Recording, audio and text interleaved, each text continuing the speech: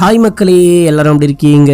இன்னைக்கு நான் உங்களுக்காக 2026ல இப்போ புதுசா ரிலீஸ் ஆன ராட்சசா அப்படின்னு சொல்லிட்டு ஒரு பங்கமான தெலுங்கு படம் கொண்டு வந்திருக்கேன். இந்த படத்துடைய பாதி அந்த இன்ட்ரோ சீனை மட்டும் பாத்தீங்க அப்படின்னாலே இந்த படம் கண்டிப்பா உங்களுக்கு பிடிக்கும். அப்படி ஒரு கதை ரொம்ப ரொம்ப நல்லா இருந்துச்சு. ஒன்லைன் கூட சொல்லாம டைரக்டா கதைக்குள்ள போயிடலாம். அதுக்கு முன்னாடி இன்னமும் சப்ஸ்கிரைப் பண்ணாம பாக்குறீங்க அப்படின்னா பண்ணிக்கோங்க. பக்கத்துல வர பெல்லையும் கிளிக் பண்ணிக்கோங்க.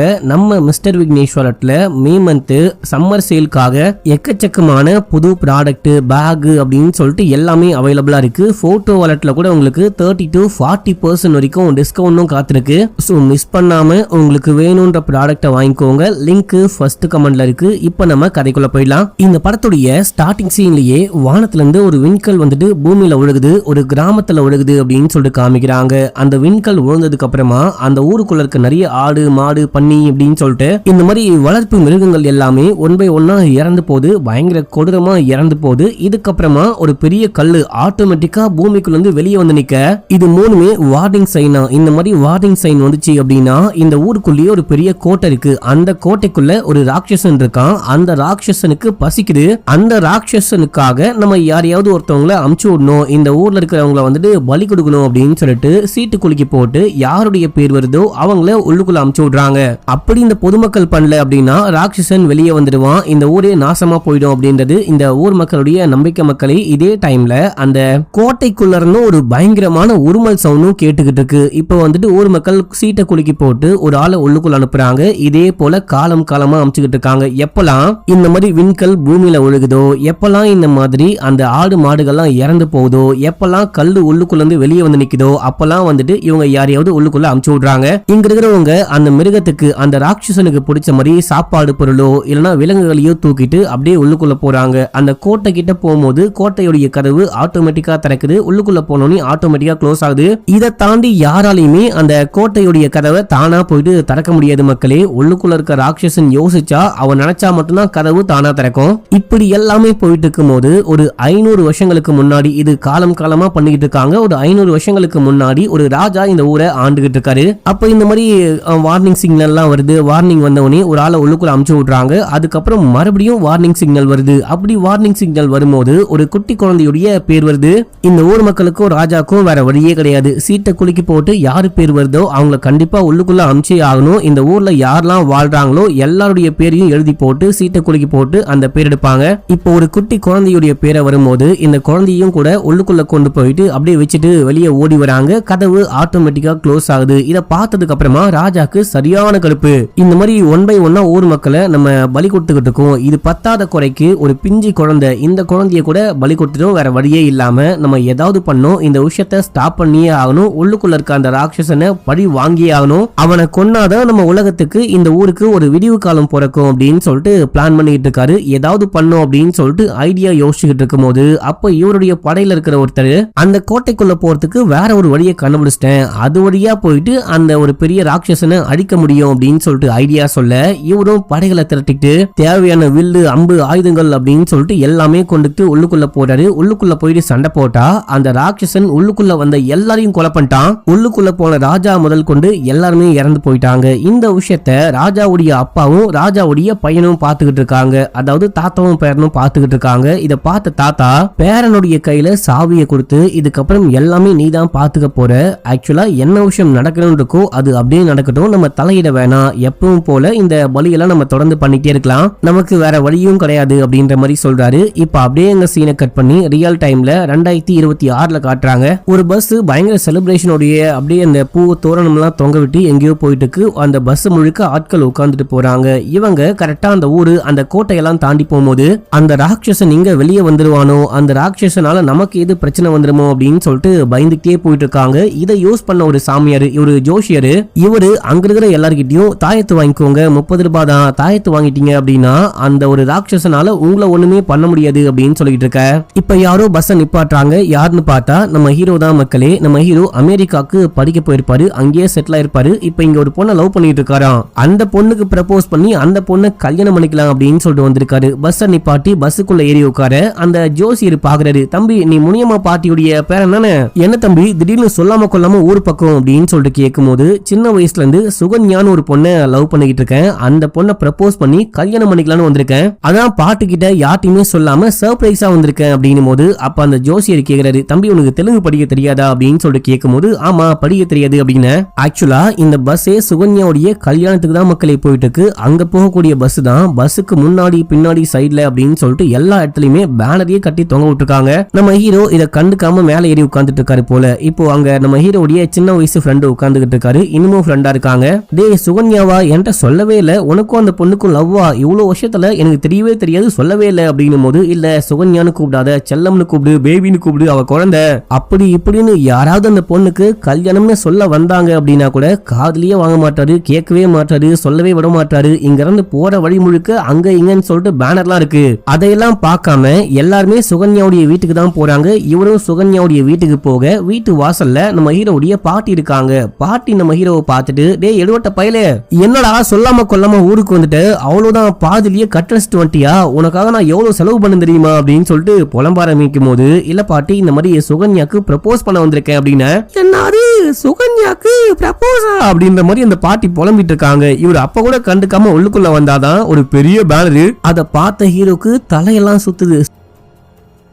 சுகன்யாவை கூப்பிட்டு என்னம்மா இது, உனக்கு ப்ரப்போஸ் பண்ணி உன்னை கல்யாணம் பண்ணிக்கலான்னு வந்தா நீ என்ன லவ் பண்றன்னு நினைச்சேன், என் கூடயே சுத்தின, இப்ப என்னன்னா வேற யாரையோ கல்யாணம் பண்ணிக்க போற அப்படின்னும் போது இல்ல உன்னை பத்தி எனக்கு நல்லாவே தெரியும், நீ ப்ரப்போஸ்லாம் பண்ணல, இருந்தாலுமே உனக்கு என்ன பிடிக்கும் எனக்கு ஒன்னு பிடிக்கும் அப்படின்ற விஷயம்லாம் தெரியும். இப்போ வந்துட்டு பாட்டிக்கு முடியல, சாகர கண்டிஷன்ல இருக்காங்க.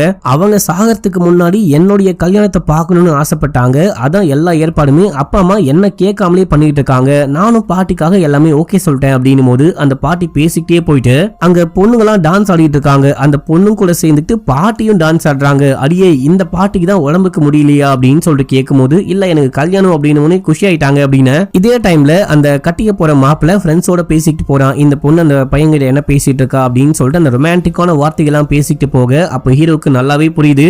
அவன் ஒண்ணு சொல்றான், இவன் ஒண்ணு சொல்றாளே, ஒருவேளை இந்த பொண்ணு ஏமாத்துறாளோ, இவளுமே ஓகே சொல்லிட்டாலோ அப்படின்ற மாதிரி யோசிச்சுட்டு இருக்கும் போது அங்க இந்த பொண்ணுடைய அப்பா அம்மா வந்திருக்காங்க. நம்ம ஹீரோ இந்த பொண்ணு சின்ன வயசுல இருந்து பயங்கரமா அண்ணன் தங்கச்சி மாதிரி பழகிட்டு இருக்காங்களாம். ஸ்கூலுக்கு போகும்போது கூட ஹீரோ கூட்டு போயிட்டு விட்டுருக்காராம். அந்த அளவுக்கு பயங்கரமான பாசமான அண்ணன் தங்கை அப்படின்ற மாதிரி கிரியேட் பண்ண அந்த பொண்ணு அங்கிருந்து கிளம்புறா. டைம் ஆயிடுச்சு, எனக்கு மேக்கப் எல்லாம் பண்ணும் அப்படின்னு சொல்லிட்டு கிளம்புறா. ஆனா உனக்காக நான் வந்துட்டு மீன் குழம்புலாம் வைக்க சொல்லிருக்கேன், நீ போறதுக்கு முன்னாடி கண்டிப்பா சாப்பிட்டு போகணும் அப்படின்னு சொல்ல அங்க ஃப்ரெண்டுக்காரன் வரா, மச்சான் அந்த பொண்ணுக்கு எனக்கு மீன் குழம்பு தான் பிடிக்கும் அப்படின்னு சொல்லிட்டு நல்லா தெரிஞ்சிருக்கு அப்படின்னா என்னையும் அந்த பொண்ணுக்கு கண்டிப்பா பிடிக்கும், ஏதோ வீட்டுல டார்ச்சர் பண்றாங்க அப்படின்னா இந்த கல்யாணத்துக்கே ஓகே சொல்லிருக்கா, ஏதாவது பண்ணி இந்த கல்யாணத்தை நிப்பாட்டணும், அதுக்கு ஒரு ஐடியா சொல்லு அப்படின்னும் போது ஐடியா தானே, நம்ம போயிட்டு அந்த ஜோசியர்கிட்டயே கேட்கலாம், அவரு கண்டிப்பா ஐடியா சொல்லுவாரு அப்படின்னு சொல்லிட்டு கிளம்புறாங்க. கிளம்பி வீட்டுக்கு போனா வீட்டு வாசல்ல அந்த ஜோசியருடைய பையன் உட்கார்ந்துகிட்டு இருக்கான். உங்க அப்பா எங்கடா அப்படின்னு சொல்லிட்டு கேட்கும் போது அப்பா ஊர் பெரியவங்களோட உள்ளுக்குள்ள ஏதோ பேசிட்டு இருக்காரு அப்படின்னு சொல்ல ஆக்சுவலா ஹீரோக்கு என்ன கவலை அப்படின்னா பஸ்ல வரும்போதே அந்த ஜோசியர் ஏதோ சொல்ல ட்ரை பண்ணிருப்பாரு, இந்த மாதிரி கல்யாணம் உனக்கு தெரியாதா அப்படின்னு சொல்லிட்டு கேட்க வரும்போது அதை புரியாம வாய மூடுங்கன்னு வாய மூட வச்சிட்டு இருப்பாரு. இப்போ திரும்பி அவர்கிட்டயே போயிட்டு கேட்டா கண்டிப்பா அந்த மனுஷன் ஹெல்ப் பண்ண வாய்ப்பே கிடையாது. நம்ம வேணா ஜோஷியருடைய பொண்ணு கிட்ட கேட்டு பார்க்கலாம். ஏன்னா நம்ம ஹீரோ அந்த ஜோஷியருடைய பொண்ணு இந்த ஃப்ரெண்டுக்காரன் 3 பேருமே ஒன்னா ஒரே ஸ்கூல்ல படிச்சிருப்பாங்க. டே குட்டி குஞ்சா நீ போயிட்டு உங்க அக்காவை கூடனோடா அப்படின்னு சொல்லிட்டு இவங்க இங்க வெயிட் பண்ணிக்கிட்டு இருக்கும் போது அப்போ உள்ளுக்குள்ள ஜோஷியர் இந்த ஊருடைய பெரியவங்க நாட்டாம அப்படின்னு சொல்லிட்டு எல்லாரும் ஏதோ பேசிட்டு இருக்காங்க. பயங்கர சீரியஸா பேசிட்டு இருக்காங்க. என்ன விஷயம்னு கிட்ட போயிட்டு கேட்கும் போது என்னன்னா மறுபடியும் நம்ம ஊர்ல அந்த விண்கல் ஒழுக போது மற்ற விஷயம்லாம் அந்த மோசமான சயின்ஸ் எல்லாமே நடக்கதான் போகுது. இந்த வாட்டியும் நம்ம யாரையாவது பலி கொடுத்தே ஆகணும் அப்படின்னும் போது இந்த ஊருடைய தலைவருக்கு ஒரு மாதிரி ரொம்ப கஷ்டமா இருக்கு, இந்த விஷயம் பண்றது எனக்கு சுத்தமா பிடிக்கல, நம்ம கூட வாழ்றவங்களையே எப்படி பலி கொடுக்க முடியும்னு பேசிட்டு இருக்க. நம்ம ஹீரோ இந்த விஷயம்லாம் பெருசா கண்டுக்கவே இல்லை, இவனுங்க ஏதாவது பேசிட்டு இருக்கானுங்க அப்படின்னு சொல்லிட்டு வெயிட் பண்ணிட்டு இருக்கும் போது ஹீரோயின் வெளியே வராங்க. என்னப்பா என்ன வேணும், என்ன பிரச்சனை, எப்படி இருக்கு அப்படின்லாம் கேட்கும் போது இந்த மாதிரி நான் சுகன்யாவை உசார் பண்ணும் அப்படின்னும் போது அதான் அந்த பொண்ணுக்கு கல்யாணம் ஆச்சு, இப்ப போயிட்டு அந்த பொண்ணு இந்த மாதிரிலாம் பண்ணி என்ன பண்ண போற, உனக்கு கண்டிப்பா வேற பொண்ணு கிடைப்பா, வேற பொண்ணை பாத்துக்கோ அப்படின்னும் போது இல்ல இல்ல எனக்கு சுகன்யா தான் வேணும் அப்படின்னு சொல்லிட்டு நம்ம ஹீரோ ஒத்த கால நிக்கிறாரு. சரி உன் தலைவிதியை யாரும் மாத்த முடியும் அப்படின்னு சொல்லிட்டு இவங்க ஒரு மைய கொடுக்குறாங்க. இந்த மைய கொண்டு போயிட்டு எப்படியாச்சும் நீ அந்த பொண்ணுடைய இடுப்புல மட்டும் தடவிட்ட அப்படின்னா அந்த பொண்ணு உனக்கு மயங்கிடுவா, அதுக்கப்புறம் அந்த பொண்ணு நீ சொல்ற எல்லாமே கேப்பா அப்படின்னும் போது வாடிய தங்க குட்டி அப்படின்னு சொல்லிட்டு நம்ம ஹீரோ தேங்க்யூ சொல்லிட்டு அந்த மைய தூக்கிட்டு அங்கிருந்து கிளம்புறாரு. கல்யாண வீட்டுக்கு போயிட்டு ஏதாவது பண்ணி அந்த பொண்ணுடைய இடுப்புல மைய தடவிடலான்னு ஏதேதோ ட்ரை பண்றாரு, குட்டி காரணம்லாம் அடிக்கிறாரு. ஆனா வேலைக்கே ஆகல, அந்த பொண்ணுக்கு ஹீரோக்கு கல்யாணமே முடிஞ்சு போச்சு. நம்ம ஹீரோ சோகமா நடு ரோட்ல குடிச்சிட்டு வந்துகிட்டு இருக்கும்போது அங்க நம்ம ஹீரோயின் வராங்க. யா இந்த மாதிரி பண்ற, அந்த பொண்ணு இல்ல அப்படின்னா உனக்கு வேற பொண்ணு கிடைப்பா, இதுக்கப்புறம் என்ன பிறந்தா வரப்போறா, கண்டிப்பா பிறந்து உனக்காக வெயிட் பண்ணிட்டு இருப்பா, சுகன்யா விட நல்ல பொண்ணா உனக்கு கிடைப்பா, உன்னை லவ் பண்ணக்கூடிய பொண்ணா கிடைப்பா, ஏன் இந்த மாதிரி புரிஞ்சுக்காம குடிச்சிட்டு சுத்திக்கிட்டு வர அப்படின்னு சொல்லி கேட்கும்போது இந்த டைம்ல அந்த ஜோஷியர் வராரு. ஏமா இந்த டைம்ல இவனு கூட என்ன பண்ற, வா வீட்டுக்கு போலாம் அப்படின்னு சொல்லிட்டு கூட்டிட்டு போயிட்டாரு. இதே டைம்ல குடிச்சிட்டு நம்ம ஹீரோ அப்படியே புலம்பிக்கிட்டே நடந்து அந்த கோட்டை இருக்கு பாத்தீங்களா, அந்த கோட்டை கிட்ட போக அந்த டைம்ல முகத்தெல்லாம் போத்திக்கிட்டு யாரோ வராங்க. பாக்க பொண்ணு மாதிரியும் தெரியல, பேய் மாதிரியும் தெரியல, அப்பாலே போ சாத்தானே அப்படின்னாலும் போக மாட்டேது. சரி ஓகே நீ போல அப்படின்னா பரவாயில்ல நானே போறேன் அப்படின்னு சொல்லிட்டு நம்ம ஹீரோ குடிபோதையில அந்த கோட்டை கிட்ட போக கரெக்டா இப்போ ஒரு விண்கல் அந்த கோட்டை பக்கமா உள்ளுக்குள்ள ஒழுகுது. மக்களே யாரா இந்த டைம்ல எரிப்பந்த போட்டு விளையாடிட்டு இருக்கா அப்படின்னு சொல்லிட்டு நம்ம ஹீரோ மயக்கமாயிட்டாரு. இதே டைம்ல இந்த ஊருடைய தலைவரை காமிக்கிறாங்க. அவரு தூங்கிட்டு இருக்கும் போது கபோர்டுக்குள்ள இருந்து ஏதோ சவுண்ட் கேக்குது, கபோர்டுக்குள்ள யாரோ தட்டுற மாதிரி சவுண்ட் கேக்குது. இவரு போயிட்டு என்ன தட்டுது என்ன சவுண்ட் அப்படின்னு சொல்லிட்டு பார்க்கும்போது ஒரு குட்டி பெட்டி, அந்த பெட்டிக்குள்ள இருந்து சவுண்ட் கேக்குது. பெட்டியை திறந்து உள்ளுக்குள்ள பார்த்தா ஒரு சாவி மினிக்கிட்டு இருக்கு. அதாவது அந்த ஒரு ராஜா இறந்து போனாரு பாத்தீங்களா, அந்த ராஜாவுடைய வம்சத்தை சேர்ந்தவர் தான் இந்த ஊர் தலைவர். மக்களே இப்ப இவருக்கு ஒரு பழைய விஷயம் ஞாபகத்துக்கு வருது. என்ன விஷயம் அப்படின்னா இவருடைய தாத்தா இறந்து போறதுக்கு முன்னாடி இந்த சைன்லாம் வருது, இந்த மோசமான சைன்லாம் வருது அப்படின்னா கண்டிப்பா பலி கொடுத்தே ஆகணும், வேற வழியே கிடையாது. அது எல்லாமே உனக்கு எப்படின்னு தெரியும், இந்த மாதிரி விண்கல் பூமியில ஒழுகும், நிறைய ஆடு மாடுகள் எல்லாமே இறந்து போகும், ஊருக்குள்ள நிறைய அமானுஷமான விஷயங்கள்லாம் நடக்கும், அந்த கோட்டைக்குள்ள இருந்து சவுண்ட் கேட்கும் அப்படின்ற மாதிரி எல்லாமே சொல்லிட்டு அந்த தாத்தா இறந்து போயிருப்பாரு. அதை யோசிச்சுக்கிட்டு இருக்காரு. இப்ப அப்படியே எங்க சீன் கட்டாது. அடுத்த நாள் காலையில காமிக்கிறாங்க. ஊருக்குள்ள சோமு அப்படின்னு சொல்லிட்டு ஒரு ஆளை அழக்கணுமா, அவர் தேடிட்டு வந்தா இந்த கோட்டையுடைய வாசல்ல நம்ம ஹீரோ கீழே விழுந்து கிடக்குறாரு. போதையில மட்டையாய் விழுந்து கிடக்குறாரு. அவருக்கு மேலேயே வந்துட்டு அந்த சோமுடைய ரத்தம் படிஞ்ச அந்த ட்ரெஸ்ஸோடைய ஒரு சின்ன பாகம், சட்ட துணி கிழிஞ்சு கிடக்குது. அது மட்டும் இல்லாம அங்க இன்னொரு துணியும் கிழிஞ்சு கிடக்குது. இதையெல்லாம் பார்த்தோன்னே வந்த போலீஸ் என்ன முடிவு பண்றாரு அப்படின்னா சோமுவை நம்ம ஹீரோ தான் கொலை பண்ணிட்டாரு, அதுவும் கையில அங்க ஒரு பாட்டில் உடைஞ்சு கிடக்கும், அதால குத்தி கொலை பண்ணிட்டாரு அப்படின்னு சொல்லிட்டு கொண்டு வர நம்ம ஹீரோக்கா ஒண்ணுமே புரியல, நான் என்னையா பண்ணேன் அப்படின்னு. உடனே ஊர்ல வந்துட்டு இந்த பஞ்சாயத்தை கூட்டுறாங்க. பஞ்சாயத்து தலைவர் வந்துட்டாரு, நம்ம ஹீரோ தான் கொலை பண்ணாரு அப்படின்னு சொல்லிட்டு படிய போட, நான் ஏன் கொலை பண்ண போறேன், நீங்க சொல்ற சோமு யாருன்னே தெரியாது, நானே நேத்து தான் ஊர்ல இருந்து வந்தேன் அப்படின்னு. ஆனா ஹீரோ சொல்றத ஊர்ல இருக்கிற யாருமே ஏத்துக்கவே மாட்டாங்க, நம்ம ஹீரோவை சுத்தமா நம்பவே மாட்டாங்க.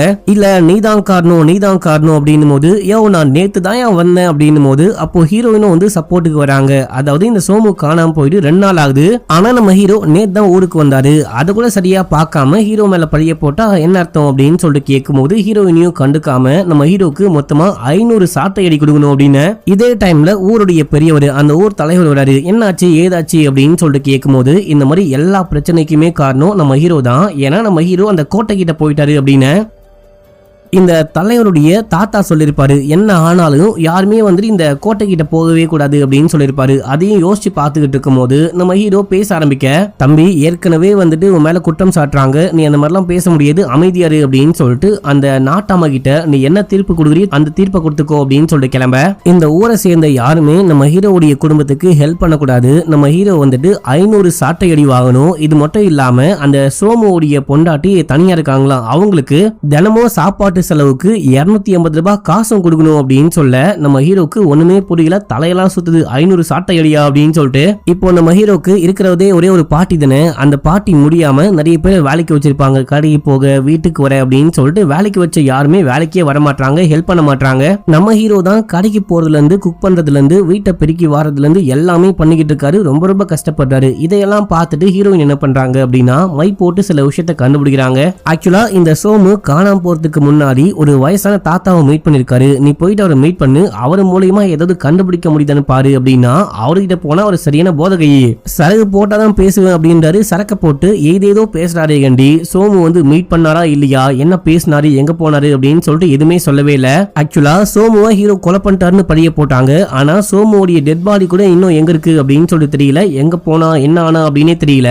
ஒருவேளை தாத்தா கிட்ட பேசி வேலைக்கு ஆகல அப்படின்னா சில பரிகாரம் பண்ணா உனக்கு நல்ல விஷயம் நடக்கும் அப்படின்னு சொல்லிட்டு சொல்லிட்டு ஹீரோயின் சொல்லிருப்பாங்க. என்னன்னா கோவில் குளத்துல விளக்க விடணும் அப்படின்னு சொல்லிட்டு அதையும் விடுறாரு. இப்ப அப்படியே எங்க சீன் கட் ஆகுது. அடுத்த நாள் காலையில பார்க்கும்போது ஊர்ல இருக்கிற நிறைய விலங்குகள், ஆடு மாடு இது எல்லாமே இறந்து போயிட்டு அதனுடைய சதையே இல்லாம அப்படியே எலும்பு கூட இருக்கு. இது வந்துட்டு 2வது வார்னிங் மக்களே. இந்த 2வது வார்னிங்கும் நம்ம வந்துட்டு சும்மா விடவே கூடாது, நம்ம ஏதாவது ஒண்ணு பண்ணணும், இதுக்கு ஒரு முடிவை கட்டியே ஆகணும் அப்படின்னு சொல்லிட்டு அந்த ஊர் தலைவர் பேசிட்டு இருக்காரு. இந்த டைம்ல ஹீரோ பார்க்கும்போது அவரு சோகமா உட்கார்ந்துகிட்டு இருக்காரு. எல்லாமே போச்சு அப்படின்னு சொல்லிட்டு குடிச்சிட்டு உட்கார்ந்துகிட்டு இருக்காரு. புலம்பிட்டு இருக்கும்போது அங்க ஹீரோயின் வராங்க. நீ கவலைப்படாத, எல்லாமே சரியாயிடும் அப்படின்னு. எங்க சரியாகுது, அமெரிக்கால இருந்து சுகன்யாக்கு ப்ரப்போஸ் பண்ணி கல்யாணம் பண்ணலாம் அப்படின்னு சொல்லிட்டு வந்தா அது விளங்காம போயிருச்சு. அது போதாத குறைக்கு என் மேல கொலைப்படிய வேற போட்டு விட்டாங்க அப்படின்னும் போது, இல்ல நீ கைய காமி அப்படின்னு சொல்லிட்டு கைய பார்க்கும்போது உன் ப்ராப்ளம் எல்லாமே கூடிய சீக்கிரமே சரியாக போகுது, இதை தாண்டி லவ் லைஃபும் நல்லா இருக்க போகுது, உனக்கு ஒரு புது காதலியும் கிடைக்க போற அப்படின்ற மாதிரிலாம் சொல்லும் போது, எங்க கிடைக்க போற அப்படின்னு சொல்லிட்டு புலம்ப. ஆக்சுவலா 9வது நீயும் நானும் ஒன்னா படிச்சோம் இல்லையா, 9வது வரைக்குமே உனக்கு பின்னாடி இருக்க அந்த பெஞ்சில் தான் உட்காந்துட்டு இருந்தேன். 9வதுல லைட்டா மிஸ் ஆயிருச்சு, ஃபெயில் ஆயிட்டேன், அதனால வேற ஒரு கிளாஸுக்கு போக வேண்டியதா போயிருச்சு. 9வதுக்கு அப்புறமா தான் எனக்கு பதிலா அங்க சுகன்யா வந்தா, நீ சுகன்யாவை பார்த்து லவ் பண்ண அப்படின்னும் போது நம்ம ஹீரோயின் வந்துட்டு உன்னை எனக்கு பிடிக்கும்டா, 9வது படிக்கும் போதே லவ் பண்ண அப்படின்னு சொல்ல வராங்க. ஆனா இந்த மரமண்ட அதை புரிஞ்சுக்காம 35 மார்க் கூட எடுக்கலையா, அவ்வளவு மக்கா நீ அப்படின்னு சொல்லிட்டு கேட்கும் போது, அட போடா அப்படின்னு சொல்லிட்டு அங்கிருந்து கிளம்பிட்டாங்க. இந்த சம்பவத்துக்கு அப்புறமா நம்ம ஹீரோயின் ஹீரோ பின்னாடியே சுத்துறாங்க, ஹீரோக்கு பயங்கரமா ஹெல்ப் பண்றாங்க. இந்த ஊர் மக்கள் எல்லாம் ஹெல்ப் பண்ணக்கூடாது அப்படின்னு சொல்லிட்டாங்க பாத்தீங்களா.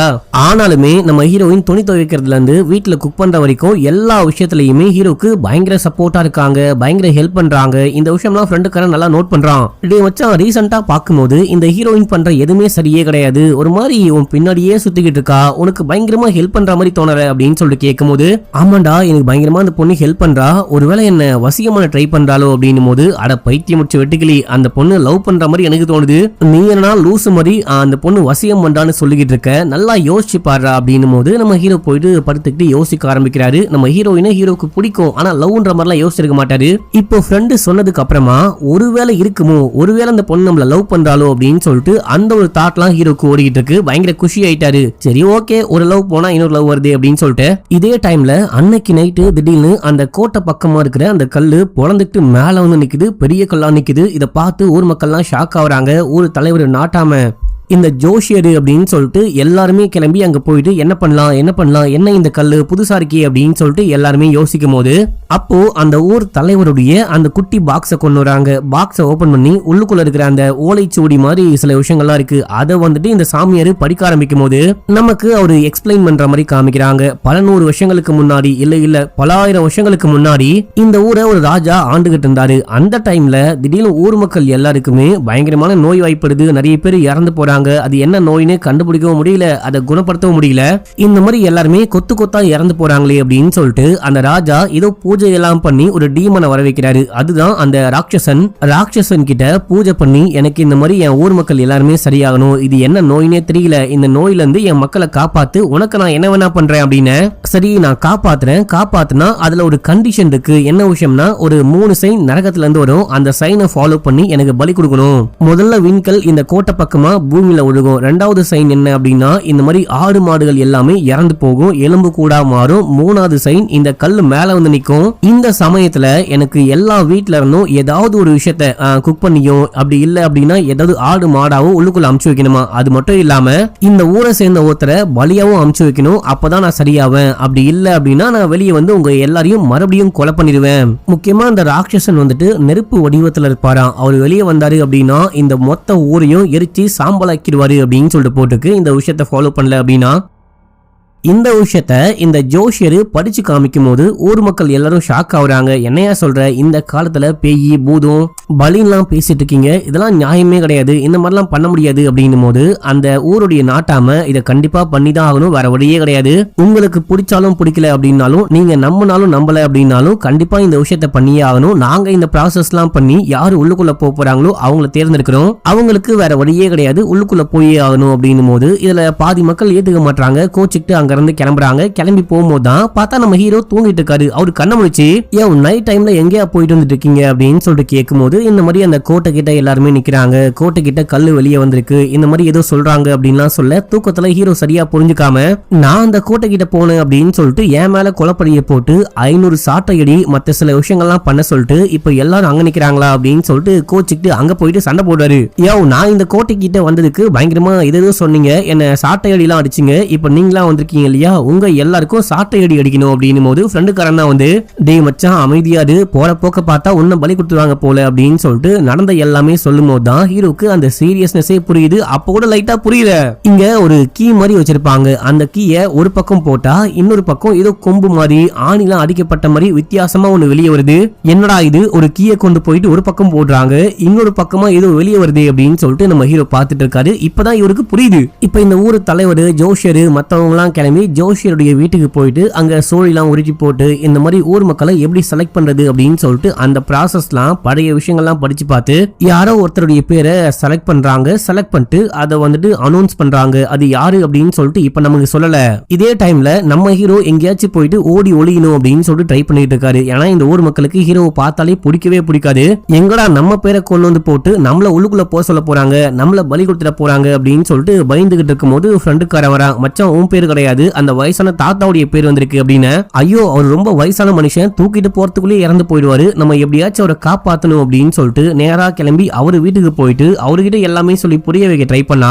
அந்த தாத்தாக்கு புரியவே மாட்டேங்குது. வரவே மாட்டேன், நான் என் வீட்டை விட்டு வரவே மாட்டேன் அப்படின்னு. உனக்காக ஒரு அழகான கிளவிய பார்த்துருக்கோம், அந்த கிளவி கூட உனக்கு கல்யாணம் பண்ணி வைக்கிறோம், சொன்னா கேளு எங்க கூட வா அப்படின்னு சொல்லிட்டு ஏதோ பொய்லாம் சொல்லி கன்வின்ஸ் பண்ணி தாத்தாவை அப்படியே அலேக்கா தூக்கிட்டு போனா வீட்டு வாசல்ல எல்லாரும் வந்துட்டாங்க. தம்பிங்களா உங்க 2 பேரால அவ்வளவு தூரம் தூக்கிட்டு வர முடியாது, நாங்களே தூக்கிட்டு போறோம், நீங்க தூக்கிட்டு வந்ததுக்கு ரொம்ப ரொம்ப நன்றி அப்படின்னு சொல்லிட்டு தாத்தாவை தூக்கிட்டு போயிட்டாங்க. ஒரு திருவிழா மாதிரி தார தப்பட்டையெல்லாம் அடிச்சு தாத்தாவை உட்கார வச்சு பயங்கரமா தூக்கிட்டு போயிட்டு இருக்காங்க. நம்ம ஹீரோக்கும் ஹீரோடைய ஃப்ரெண்டுக்கும் எப்படியாச்சும் தாத்தாவை காப்பாத்தணும் அப்படின்னு சொல்லிட்டு ட்ரை பண்றாங்க. ஆனா முடியவே இல்லை. அங்க ஹீரோயின் வராங்க. ஹீரோயின் கிட்ட இந்த மாதிரி உன்னாலும் ஒண்ணுமே பண்ண முடியல, என்னாலையும் ஒண்ணுமே பண்ண முடியல அப்படின்னு சொல்லிட்டு புலம்ப. இல்ல இந்த ஊரை மீறி நம்மளால என்ன பண்ண முடியும், ஒண்ணுமே பண்ண முடியாது அப்படின்னும் போது இல்ல கண்டிப்பா பண்ண முடியும், நம்ம ட்ரை பண்ண முடியும், நீ முயற்சியே பண்ணாம பண்ண முடியாது அப்படின்னா எப்படி, நான் ட்ரை பண்ண போறேன் அப்படின்னு சொல்லிட்டு கிளம்புறாரு. இதே டைம்ல ஹீரோயின் எங்கேயோ வீட்டுக்கு ஓடி போயிட்டு பழைய டைரி அந்த பழைய ஓலைச்சோடி எல்லாம் படிச்சுட்டு வெளியே வர ட்ரை பண்றாங்க. ஏதோ கண்டுபிடிச்சிட்டு அப்படி வெளியே வர ட்ரை பண்ணும்போது கதவு ஆட்டோமேட்டிக்கா லாக் ஆயிடுச்சு. அந்த கதவுல ஏதோ ஒரு ப்ராப்ளம் போல. கதவை திறக்க ட்ரை பண்ணா திறக்கவே முடியல. உள்ளுக்குள்ளேயே ஹீரோயின் மாட்டிக்கிட்டாங்க. இதுக்குள்ள நம்ம ஹீரோ வந்துட்டு நேரா அங்க வராரு. ஏதாவது பண்ணி தாத்தாவை காப்பாத்தணும் அப்படின்னு சொல்லிட்டு தார தப்பட்டையெல்லாம் அடிச்சு தாத்தாவை தூக்கிட்டு போறாங்க பாத்தீங்களா. அப்ப நம்ம ஹீரோடைய ஃப்ரெண்டும் சேர்ந்துட்டு வேற அந்த தார தப்பட்டையெல்லாம் வாங்கி நாங்களே அடிக்கிறோம் அப்படின்னு சொல்லிட்டு அவங்க அடிச்சுக்கிட்டே தாத்தாவை ஏஞ்சி ஓடுங்கன்னு காப்பாத்த ட்ரை பண்ணா இவனுங்க போட்டு வேகமா ஒரு வெறியில அடிச்சிருப்பானுங்க. அந்த வெறியில சத்தம் தாங்க முடியாம தாத்தா பாடி ஆயிட்டாரு, இறந்தே போயிட்டாரு. ஊர் மக்கள் எல்லாம் கொந்தளிக்கிறாங்க. ஊர் தலைவர் நாட்டாம அந்த பூசாரி அப்படின்னு சொல்லிட்டு எல்லாருமே கடுப்பாகிறாங்க. அப்ப நம்ம ஹீரோ கேஷுவலா சொல்றாரு, அதான் தாத்தாவே இறந்து போயிட்டாரு, இதுக்கப்புறம் என்ன பூஜை, எல்லாரும் கிளம்புங்க, அடுத்த வருஷம் திருவிழாவே கொண்டாடலாம் அப்படின்னு சொல்லும் போது தம்பி அந்த மாதிரிலாம் பண்ண முடியாது, இப்ப கண்டிப்பா அந்த ராட்சசனுக்கு பலி கொடுத்தே ஆகணும், இந்த மாதிரிலாம் ஏதாவது ஆகும் அப்படின்னா நாங்க செகண்டரியா ஒரு ஆளை செலக்ட் பண்ணி வச்சிருக்கோம் அப்படின்னு சொல்லிட்டு நேம் எடுத்து படிச்சு பார்த்தா அது நம்ம ஹீரோடைய ஃப்ரெண்டோடைய பேரு. ஐயோ அவனா அப்படின்னு சொல்லிட்டு நம்ம ஹீரோக்கும் ஷாக்கு, எல்லாருக்கும் ஷாக்கு. ஃப்ரெண்டுக்காரன் பயப்படுறான். யாரோ ஒரு தாத்தா, அவரையே ஹீரோ காப்பாத்த ட்ரை பண்ணது இல்லையா, ஃப்ரெண்டை காப்பாத்தாம விடுவாரு, நான் கண்டிப்பா விடவே மாட்டேன், இது வந்துட்டு மூட நம்பிக்கை, முடியவே முடியாது, அவனை உள்ளுக்குள்ள அனுப்பவே முடியாது அப்படின்னும் போது ஊருடைய அந்த நாட்டாம வந்துட்டு எவ்வளவு சொல்லி புரிய வைக்க ட்ரை பண்ணாலும் ஹீரோ கேட்கவே மாட்டாரு. ஆக்சுவலா இங்க வந்துட்டு ஒரு விளக்கு மாதிரி ஒரு கங்கு மாதிரி எரிஞ்சுக்கிட்டு இருக்கும். இதை அணைச்சிட்டு தான் உள்ளுக்குள்ள போறவங்க போணுமா, இதை அணைச்சா யாரு வேணா போலாமா, நான் அணைக்கிறேன் பாருங்க அப்படின்னு சொல்லிட்டு அங்க சொல்றவங்க பேச்செல்லாம் கேட்காம ஹீரோ ஊதி அணைச்சு விட்டாரு. இப்போ அணைச்சு விட்டா நான் உள்ளுக்குள்ள போணுமா அப்படின்னு சொல்லிட்டு கேட்கும் போது ஆமா தம்பி உனக்கு வேற வழியே கிடையாது, நீ தான் போனோம் அப்படின்னு. இப்ப அந்த இடமே ஒரு மாதிரி அமானுஷமா மாறுது. பயங்கரமா காத்தடிக்குது, ஒரு மாதிரி அங்கிருந்து உருமல் சவுண்டு கேக்குது. அந்த கோட்டைக்குள்ள இருக்கிற அந்த ராட்சசன் கத்தர சவுண்டு வெளியே நல்லாவே கேக்குது. ஹீரோக்கு கை காலம் நடுங்குது. தம்பி வேற வழியே கிடையாது, உள்ளுக்குள்ள போ அப்படின்னு சொல்லிட்டு ஊர் மக்கள்லாம் ஏதாவது ஆடு மாடு கோழியை கொண்டு வந்து கொடுக்கணும் இல்லையா, அதுக்கு பதிலா ஏதாவது ஒண்ணு கொடுக்கணும், அந்த ராட்சசன் சாப்பிட சாப்பாடு சமைச்சு கொண்டு வந்திருப்பாங்க. இது எல்லாத்தையும் ஹீரோ கையில கொடுத்து தம்பி உள்ளுக்குள்ள போப்பா அப்படின்னு சொல்லிட்டு அமுச்சு விட்டு கதவையும் லாக் பண்ணிட்டாங்க. இந்த டைம்ல ஊர் மக்கள்ல பாதி பேர் வீட்டுக்கு வந்து கதவை திறக்க என்னாச்சு தாத்தாவை பலி கொடுத்தாச்சா அப்படின்னு சொல்லிட்டு கேட்கும் போது இல்ல தாத்தா இறந்து போயிட்டாரு, அதுக்கு பதிலா அமெரிக்க மாப்பிளைய உள்ளுக்குள்ள அமுச்சு விட்டுருக்கோம் அப்படின்னு. ஐயோ அவனை அமுச்சு விட்டீங்களா அப்படின்னு சொல்லிட்டு பயந்துட்டு ஓடி வர எல்லாமே முடிஞ்சு வந்துட்டாங்க. அப்பா வந்துகிட்டு இருக்காரு, ஏமா இங்க பாரு இதுக்கப்புறம் ஒண்ணுமே பண்ண முடியாது, அவனை அமுச்சு விட்டாச்சு, வாமா போலான்னு கூண்டு போயிட்டாரு. இதே டைம்ல நம்ம ஹீரோ உயிரை அப்படியே பணைய வச்சு உள்ளுக்குள்ள போயிட்டாரு. இவரு எங்க போனாரு, அதான் உள்ளுக்குள்ள தள்ளி விட்டு கதவை லாக் பண்ணிட்டாங்களே. கதவு உள்ளுக்குள்ள வந்தோடனே ஆட்டோமேட்டிக்கா லாக் ஆயிருக்கும். முன்னாடி வந்து பார்க்கும்போது ஒரு இருட்டா இருக்கு. ஆக்சுவலா அங்க யாரோ இருக்கிறாங்க, ஏதோ இருக்குது அப்படின்னு சொல்லிட்டு ஹீரோக்கு நல்லாவே ஃபீல் ஆகுது. இருந்தாலும் அங்க இருந்து அப்படியே யாரும் என்ன ஒன்னும் பண்ணாதீங்கன்னு பார்த்துட்டு இருக்கும் போது அங்க எக்கச்சக்கமான ட்ராப் இருக்கு. இது நம்ம ஹீரோ எதிர்பார்த்திருக்கவே மாட்டாரு. ஆனா உயிரை காப்பாத்திக்கணும்னு அங்க இங்கன்னு ஓடுறாரு. எப்படியோ எல்லா ட்ராப்பையும் தாண்டி உள்ளுக்குள்ள போனா அங்க யாரும் வர மாதிரி அந்த ஃபுட் ஸ்டெப்லாம் கேக்குது, அந்த சவுண்ட்லாம் கேக்குது. என்ன மன்னிச்சுக்கோங்க, நான் தெரியாம உள்ளுக்குள்ள வந்துட்டேன், மன்னிச்சுக்கோங்க மன்னிச்சுக்கோங்க அப்படின்னு சொல்லிட்டு ஒளிய யாரும் வந்து ஹீரோ மேல கை வைக்கிறாங்க. அவரை பார்த்து ஹீரோ பயந்து போயிட்டாரு. அவரு வந்துட்டு இந்த ராட்சசன்லாம் கிடையாது, பார்க்க மனுஷன் மாதிரி இருக்காரு. யார் நீ அப்படின்னு சொல்லிட்டு கேட்கும்போது நானும் உள்ளுக்குள்ள வந்து மாட்டிக்கிட்டேன் அப்படின்னு சொல்ல, அப்பதான் அந்த ஷர்ட் எல்லாம் பார்க்கும்போது ஆக்சுவலா இதே ஷர்ட்டுடைய ஒரு சின்ன பீஸ் தான் ஹீரோ மேல இருந்திருக்கும். சோமுன்னு ஒருத்தர் ஆளக்கானும் ஹீரோ தான் கொலை பண்ணிட்டாரு அப்படின்னு சொன்னாங்களே, அந்த சோமு தான் இவரு. டே ஃப்ராடு பையலே, உன்ன நான் கொலை பண்ணிட்டேன் அப்படின்னு சொல்லிட்டு 500 சாட்டை அடி வாங்கினது இல்லாம உன் மனைவிக்கு டெய்லி 250 ரூபாய் காசு வேலை கொடுக்குறேன், ஊருக்குள்ள என் மரியாதையே போச்சு, எப்படிடா உள்ளுக்குள்ள வந்த அப்படின்னு சொல்லிட்டு கேட்கும்போது நான் சொல்லிடுறேன் அப்படின்னு சொல்லிட்டு சொல்ல ஆரம்பிக்கிறாரு. என்ன விஷயம்னா, இவருடைய மனைவி இருக்காங்க பாத்தீங்களா, ஆக்சுவலா இவரை பத்தி சொல்லணும் அப்படின்னாலே இவர் ஒரு திருட்டு பயவுள்ள, இவருடைய மனைவி அதுக்கும் மேல ஒரு பயங்கரமான பொம்பளை. இந்த மாதிரி அரண்மனைக்குள்ள பூதமோ ஏதோ பேயோலாம் கிடையாது, உள்ளுக்குள்ள ஏதோ பொக்கிஷம் இருக்கு, அதை பாதுகாக்கணும் அப்படின்னா பூதம் இருக்கு, உள்ளுக்குள்ள போக கூடாது, அந்த கோட்டை பக்கமே போக கூடாது அப்படின்லாம் சொல்றாங்க. நீங்க உள்ளுக்குள்ள போயிட்டு அந்த விஷயங்கள்லாம் ஆட்டையை போட்டு கொண்டு வாங்க, நீங்க போங்க அப்படின்னு சொல்லிட்டு இந்த கோட்டைக்குள்ள போறதுக்கு வேற ஒரு வழி இருக்கான். அந்த வழி மூலியமா உள்ளுக்குள்ள அமுச்சு விட இவர் உள்ளுக்குள்ள வந்து மாட்டிக்கிட்டு இருக்காரு, வெளியே போக முடியாம. முக்கியமா இந்த செகண்ட் வேவ அந்த மனைவி எப்படி கண்டுபிடிச்சிருப்பாங்க அப்படின்னா, ஊருடைய தலைவர் வீட்டுக்கு போயிட்டு அவருக்கே தெரியாம அந்த ஓலைச்சோடி மற்ற விஷயங்கள்லாம் படிச்சு பார்க்கும்போது இந்த மாதிரி கோட்டைக்குள்ள போறதுக்கு 2வது வே இருக்கு அப்படின்னு சொல்லிட்டு கண்டுபிடிச்சிட்டு அது வழியா உள்ளுக்குள்ள அனுப்ப மனுஷன் உள்ளுக்குள்ள வந்துட்டாரு. உள்ளுக்குள்ள வந்தவனே இதோ அமானுஷமா ஃபீல் ஆகுது. எப்பா சாமி, காசு பணத்துக்கு ஆசைப்பட்டு உள்ளுக்குள்ள வந்தோம் அப்படின்னா நம்ம கதையே முடிஞ்சு போயிடும் போல, நம்ம எப்படியாச்சும் வெளியே போயிடலாம் அப்படின்னு சொல்லிட்டு வந்த வழியா வெளியே போக ட்ரை பண்ணா போக முடியல. ஒரு போர்ட்டல் மாதிரி உள்ளுக்குள்ள வந்தவனே அது இன்விசிபிளா லாக் ஆயிருச்சு, இன்விசிபிளா ஒரு வால் மாதிரி உருவாயிருச்சு, மனுஷனால வெளியே போகவே முடியல. இந்த மாதிரி தான் வந்து மாட்டிக்கிட்டேன், ஒரு பல நாளா இங்கேயே மாட்டிக்கிட்டு இருக்கேன், பைத்தியமே பிடிச்சு போற மாதிரி இருக்கும் போது தான் நீ உள்ளுக்குள்ள வந்த அப்படின்னு. சரி, இங்க இருந்து வெளியே போக வழியே இல்லையா அப்படின்னு சொல்லிட்டு கேட்கும்போது இந்த கோட்டையுடைய அந்த பக்கம் ஒரு பெரிய பாறை இருக்கு, பாறைக்கு கீழே ஒரு டனல் மாதிரி இருக்கு. மேபி அந்த பாறையை நகர்த்தணும் அப்படின்னா அந்த டனல் வழியா வெளியே போக முடியும் அப்படின்னு தான் நினைக்கிறேன். அது ஒரு பெரிய பாறை, நகர்த்த முடியல அப்படின்னும் போது சரி வா போயிட்டு ட்ரை பண்ணி பார்க்கலாம் அப்படின்னு சொல்லிட்டு ஹீரோ அவரும் போயிட்டு ட்ரை பண்றாங்க. ட்ரை பண்ணா அந்த பாறையை நகர்த்தவே முடியல. அந்த பாறை இவங்களை விட ரொம்ப பெருசா இருக்கு. இப்படி இவங்க அந்த பாறையை நகர்த்த ட்ரை பண்ணிட்டு இருக்காங்க பாத்தீங்களா. அந்த டைம்ல அங்க இங்கன்னு வவ்வால் ஓடிட்டு இருக்கும். ஃபர்ஸ்ட் டைம் வரும்போது ஹீரோ மேல அப்படியே முட்டிட்டு போகுது. 2வது வாட்டி ஏதோ உள்ளுக்குள்ள போகுது. ஆனா போன வவ்வால் அப்படியே பொசுங்கி கீழே ஒழுகுது, நெருப்புல பட்ட மாதிரி. என்ன இது, நெருப்புல பட்ட மாதிரி பொசுங்கி ஒழுகுதுன்னு பார்த்தா அந்த ராட்சசன் வரான். அப்படியே உடம்பு முழுக்க எரிஞ்சுக்கிட்டு அப்படியே எரிஞ்சாம்பே மாதிரி வந்துகிட்டு இருக்கான். இதை பார்த்து 2 பேரும் பயந்து போறாங்க. முதல்ல ராட்சசன் யாரையும் பார்த்திருக்க மாட்டான், ஆனா சோமு பயந்து அவனே மாட்டிட்டான். ஆனா நம்ம ஹீரோ தான் எப்படியோ சோமுவை காப்பாத்தி அங்க நிறைய டனல் இருக்கு, அந்த டனலுக்குள்ள கூண்டு போயிட்டு ஒளிய வைக்கிறாரு. அங்க பயங்கர இருட்டா இருக்கும். இந்த சோமு தம்மு பத்த வைக்க லைட் எல்லாம் வச்சிருப்பாரு, லைட்டோ தீப்பெட்டியோ வச்சிருக்காரு. அதை வச்சு அங்க இருக்கிற எதையோ பத்த வச்சு விட அங்க வந்துட்டு பாத்தீங்கன்னா ஒரு எலும்பு கூடு இருக்கு. அதை பார்த்து பயப்படுறாங்க. எலும்பு கூடுக்கு மேல சில விஷயங்கள்லாம் எழுதப்பட்டிருக்கு. என்ன விஷயம்னா, இந்த டீமன் இறந்தா மட்டும்தான் இந்த கோட்டையை விட்டு வெளியே போக முடியும் அப்படின்னு சொல்லிட்டு போட்டிருக்கு. நம்ம ஹீரோ படிக்கல, நம்ம ஹீரோ தான் தெலுங்கு தெரியாது, சோமு தான் படிச்சு சொல்றாரு.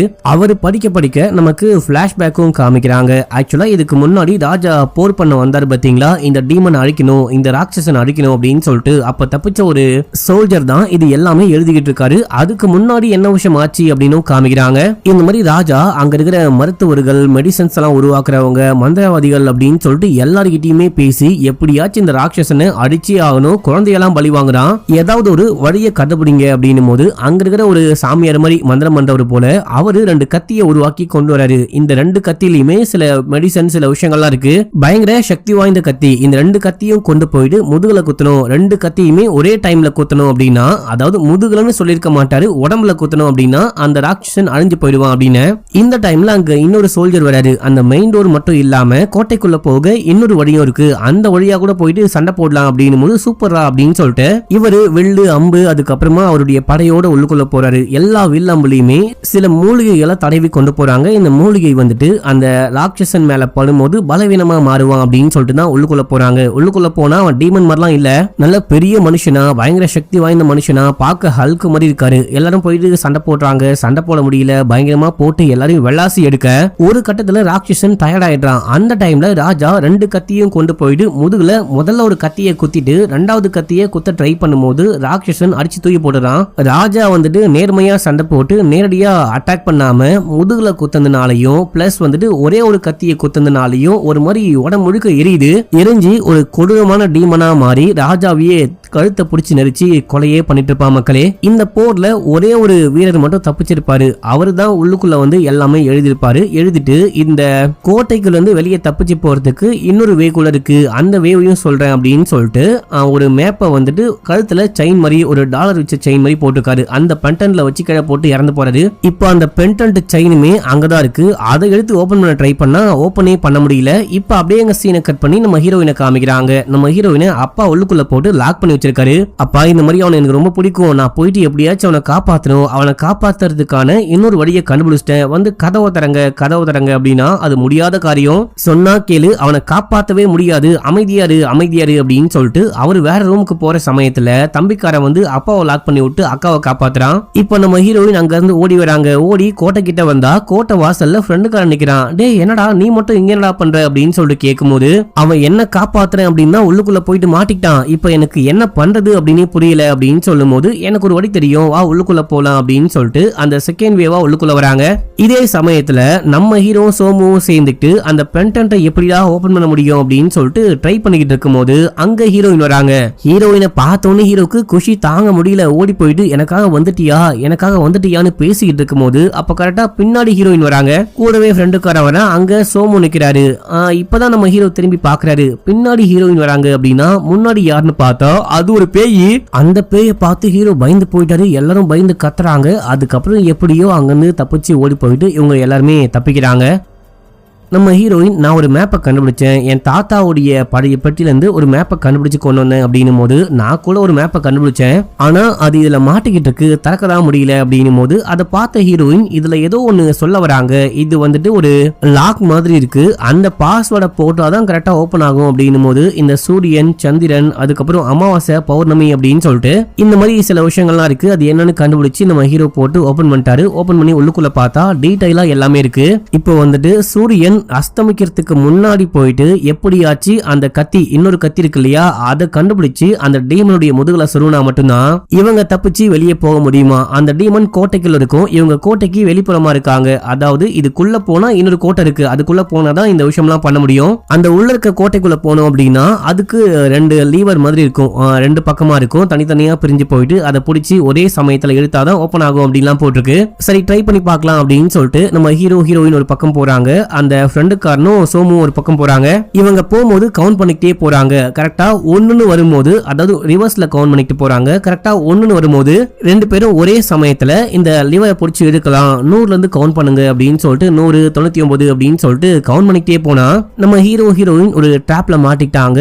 எப்படியோ இவங்க போராடி கரெக்டா அந்த 1ன்னு வரும்போது நம்ம ஹீரோயினும் சேர்ந்துட்டு இங்க இருக்க லிவரை பிடிச்சி எடுக்கிறாங்க. அந்த பக்கம் சோமு ஃப்ரெண்டும் சேர்ந்துட்டு எடுக்கிறாங்க. கரெக்டா அந்த மெயின் டோருடைய கதவு ஓபன் ஆகுது. அதாவது உள்ளுக்குள்ள போறதுக்கான அந்த டீமனை அழிக்கிறதுக்கான அந்த கதவுடைய டோரு ஓபன் ஆகுது. மக்களே, இப்ப இவங்க உள்ளுக்குள்ள போயிட்டு அந்த கத்தி எங்க, 2வது கத்தி எங்கன்னு தேடுறாங்க. தேடி ஒரு வழியா நம்ம ஹீரோ கண்டுபிடிச்சிட்டாரு. இந்த கத்தியை வச்சு எப்படி குத்தலாம், அவ்வளவு பெரிய ராஜா படைபலத்தோட வந்தாரு, அவராலையுமே ஒண்ணுமே பண்ண முடியல அப்படின்னா நம்மளாலையும் பண்ண முடியாது.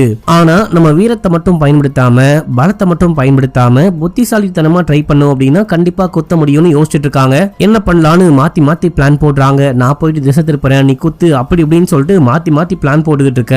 இது அந்த டீமனுக்கு நல்லாவே தெரிஞ்சு போச்சு. அது நேரா கிளம்பி வந்து எல்லாரையும் அட்டாக் பண்ண ஆரம்பிக்குது. ஃப்ரெண்டுக்காரன் சோமு அப்படின்னு சொல்லிட்டு இவங்க எல்லாரையும் அட்டாக் பண்ண நம்ம ஹீரோ ஒரு இதுவை கொண்டு போயிட்டு முதுகுல குத்தி திசை திருப்புறாரு. இப்போ நம்ம ஹீரோவை போட்டு புரட்டி எடுக்குது, போட்டு வெள்ளாசுது. கடைசியா ஹீரோயினை அட்டாக் பண்ணலான்னு போகும்போது அவங்க கால்ல கொலுசு போட்டுப்பாங்க. அந்த சவுண்ட் கேட்டு ஒரு செகண்ட் டிஸ்ட்ராக்ட் ஆக அப்ப நம்ம ஹீரோ கத்தியை கொண்டு போயிட்டு குத்த போறாருன்னு பார்த்தா ஓடும் போது கத்தியை கீழே போட்டு அந்த டீமனுடைய முதுகுல ஒரு கத்தி குத்தப்பட்டிருக்கு இல்லையா, அதை அதை புடுங்கிட்டாரு. இருக்கிற எல்லாரும் பார்த்துட்டு பயங்கரமா ஷாக் ஆகுறாங்க. இப்போ ஹீரோ அந்த கத்தியை புடுங்கிட்டு கீழே விழுந்து கிடக்குறாரு. ஹீரோ அட்டாக் பண்ண கிட்ட வரும்போது நம்ம ஹீரோ பாக்கெட்டுக்குள்ள ஒரு சின்ன கொலுசு வச்சிருக்காரு. அதை தூக்கி காமிக்கும் போது டீமனுக்கு பழைய விஷயங்கள்லாம் ஞாபகத்துக்கு வருது. நமக்கும் அது என்ன விஷயம் அப்படின்னு சொல்லிட்டு காமிக்கிறாங்க. குழந்தைய பலி கொடுக்க கொண்டு வந்து வச்சுட்டு போனாங்க பாத்தீங்களா. அப்ப இந்த டீமன் குழந்தைய பார்த்துட்டு ஒரு மாதிரி உரும்புது, மிரட்ட ட்ரை பண்ணுது, பயமுறுத்த ட்ரை பண்ண. அப்ப கூட இந்த குழந்தை வந்துட்டு பயப்படாம அமைதியா இருக்கு. குழந்தைக்கு டீமனும் தெரியாது, பேயும் தெரியாது, சாமியும் தெரியாது. அமைதியா உட்கார்ந்துகிட்டு இருக்க இந்த டீமன் தன்னுடைய உண்மையான உருவத்துக்கு வந்துட்டு இந்த குழந்தைய பாக்குது. அந்த சிரிப்பை பார்த்து சந்தோஷப்படுது. குழந்தையெல்லாம் சாப்பிடவோ கொலை பண்ணவோ இந்த டீமனுக்கு மனசு கிடையாது. இந்த குழந்தைய வளர்க்கலாம் அப்படின்னு சொல்லிட்டு தூக்கிட்டு போயிட்டு ஒரு ஓரமா வச்சு குழந்தைக்கு தேவையான சில விஷயங்கள்லாம் உள்ளுக்குள்ளே இருக்கும் இல்லையா, இழுகிழுப்ப மாதிரிலாம் பண்ணி கொடுக்குது, மற்ற விஷயங்கள்லாம் கொடுக்குது. இந்த ஊர் மக்கள் கொடுக்குற சாப்பாடை குழந்தைக்கு கொடுத்து வளர்க்க ஆரம்பிக்குது. அது ஒரு பெண் குழந்தை, அழகான பெண் குழந்தையா வளர்ந்து வரும்போது காலில் ஒரு கொலுசு போட்டு விடலாம் அப்படின்னு சொல்லிட்டு 2 காலில் போடுன்னு கூட தெரியாம உள்ளுக்குள்ள கிடைச்ச மணி மற்ற விஷயங்களை வச்சு அதுவே கொலுசு மாதிரி பண்ணி ஒரு காலில் போட்டு விடுது. அண்ட் இந்த குழந்தை கொஞ்சம் கொஞ்சமா வளர்ந்து ஒரு 5-6 வயசு இருக்கிற ஒரு பெண் குழந்தையா மாறி இருக்கு. அப்ப இந்த குழந்தைய வெளியெல்லாம் கூண்டு போயிட்டு காமிக்குது, பூவெல்லாம் காமிக்குது அப்படின்னு சொல்லிட்டு ஒரு சந்தோஷமான வாழ்க்கையை வாழ்ந்துட்டு இருக்காங்க. இந்த டைம்ல தான் ராஜா இந்த டீமனை வேட்டையாடணும் அப்படின்னு சொல்லிட்டு உள்ளுக்குள்ள வந்து போர் பண்ணும்போது தெரியாம அந்த குழந்தை அந்த வில்லம்பு பட்டு இறந்து போயிட்டு இருக்கும். இது எல்லாமே முடிஞ்சோனே தான் டீமன் வந்துட்டு நோட் பண்ணி குழந்தை இறந்து போயிருச்சு அப்படின்னு சொல்லிட்டு, ஐயோ குழந்தை இறந்து போச்சு. ஆக்சுவலா ஸ்டார்டிங்ல தெரியல, குலுக்கி குலுக்கி பாக்குது, எழுப்ப ட்ரை பண்ணு, அந்த குழந்தை எந்திரிக்கவே இல்லை அப்படின்னு போதுதான் குழந்தைய கொலை பண்ணிட்டாங்க, குழந்தை அநியாயமா இறந்து போச்சு அப்படின்னு சொல்லிட்டு ஒரு கொடூரமான டீமனா மாறி இருக்கு. அதுக்கப்புறம் தான் ராஜாவையே கூட கொலை பண்ணிருக்கோம். இந்த விஷயம்லாம் நமக்கு காமிக்கிறாங்க. இப்ப வந்துட்டு இந்த குழந்தையுடைய கொலுசு சவுண்ட கேட்டோனே, கொலுசை பார்த்தோனே அந்த டீமனுடைய ஆன்மா சாந்தி அடைஞ்சு அப்படியே மாயமா மறைஞ்சு போகுது. எப்படிடா இந்த விஷயம்லாம் கண்டுபிடிச்ச அப்படின்னு சொல்லிட்டு ஹீரோ கிட்ட கேட்கும் போது நம்ம ஹீரோ அந்த கோய்க்குள்ள இருக்கும் போது குழந்தையுடைய விளையாட்டு சாமா மாதிரி சில விஷயம்லாம் பார்த்திருப்பாரு. இங்க ஒரு குழந்தை வளர்ந்துருக்கு அப்படின்னா இந்த டீமன் மோசமான டீமன்லாம் கிடையாது, நல்ல டீமன் தான் போல அப்படின்னு சொல்லிட்டு யோசிச்சிருக்காரு. இன்னொரு விஷயம், அந்த குழந்தை பூவெல்லாம் தொட்டுட்டு உள்ளுக்குள்ள வந்து கை வச்ச அந்த அச்செல்லாம் பார்த்திருப்பாரு. அச்சில கூட செடியெல்லாம் வளர்ந்துருக்கும். ஒரு குழந்தையே இங்க வளருது அப்படின்னா குழந்தைய ஒரு டீமனால வளர்க்க முடியும் அப்படின்னா அது டீமனே கிடையாது, நல்ல டீமன் தான், நல்ல மனுஷன் தான் போல அப்படின்னு சொல்லிட்டு ஹீரோ புரிஞ்சுக்கிட்டு நான் அதை பழி வாங்க விரும்பல, அதனாலதான் மோட்சம் கொடுத்தேன் அப்படின்னு சொல்றாரு. பலே ஆளுபாணி அப்படின்னு சொல்லிட்டு எல்லாரும் வெளியே போக ஊர் மக்கள் ஊர் பெரியவங்களா வந்திருக்காங்க. என்ன விஷயமாச்சோ எல்லாமே சொல்லும் போது அவங்க நம்பாம அநியாயமா இந்த மாதிரி பண்ணிட்டீங்களேடா அப்படின்னு சொல்லிட்டு திட்டிக்கிட்டு இருக்கும் போதே அப்படியே இந்த படத்துடைய ஸ்டோரியும் முடியுது.